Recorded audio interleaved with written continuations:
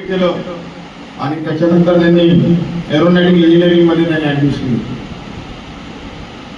4 वर्ष पूर्ण कॉलेजचे कापड आलं, शिक्षण देखील टॉप मध्ये पास केलं.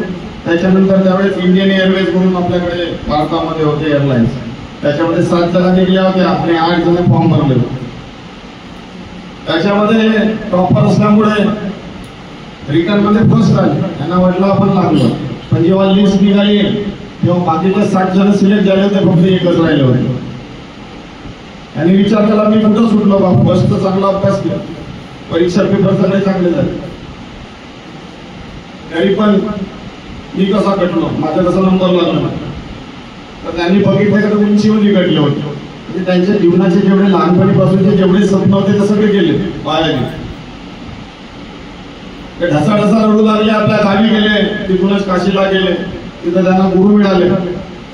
तू एवढा शिकला सवरला, तू रडते कसं, एवढा मेहनत करणारा माणूस आहे, तू कशाला आतापासूनच हार मानली.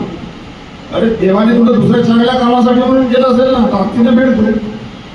इथून ते निघाले जोमानं आणि काम करायला लागले. मग त्याच्यानंतर काय म्हणून ओळखले गेले ते कोणीतरी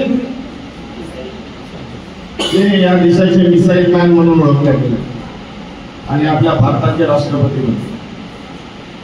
तर माणसाला कधी हार मानायची नाही, यश आला तर मातायचं पण नाही.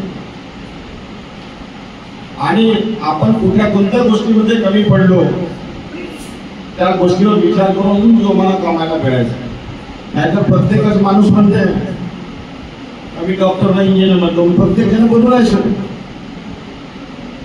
पण दुसऱ्या फील्ड मध्ये काम, आज नॅनो टेक्नॉलॉजी, बायोटेक्नॉलॉजी मध्ये, जेनेटिक इंजिनिअरिंग मध्ये भरपूर काम आहे. ते साधे बीएससी केल्यानंतरच आणि बीएससी फिजिक्स केले म्हणूनच आपले डॉक्टर APJ अब्दुल कलाम हे आज मिसाईल मॅन म्हणून ओळखले गेले होते. त्यांच्या भरोश्यावरच ते समोर गेले. म्हणून कुठेही हार मानायची नाही. काही राहिलं तरी 24 तास आम्ही तुमच्या पाठीशी आहोत. कारण काय, देशाला जो बदलू शकते तो युवा वर्गच बदलू शकतो. येणाऱ्या काळामध्ये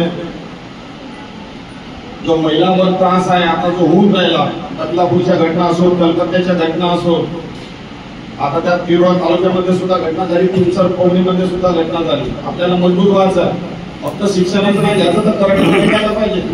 समजलं का? कोणी काय केलं तर करंटच लावायचं. आजकाल नवीन मशीन येतात, ते ठेवायची करंटवाले व्यवस्थितच पडतो म्हणून.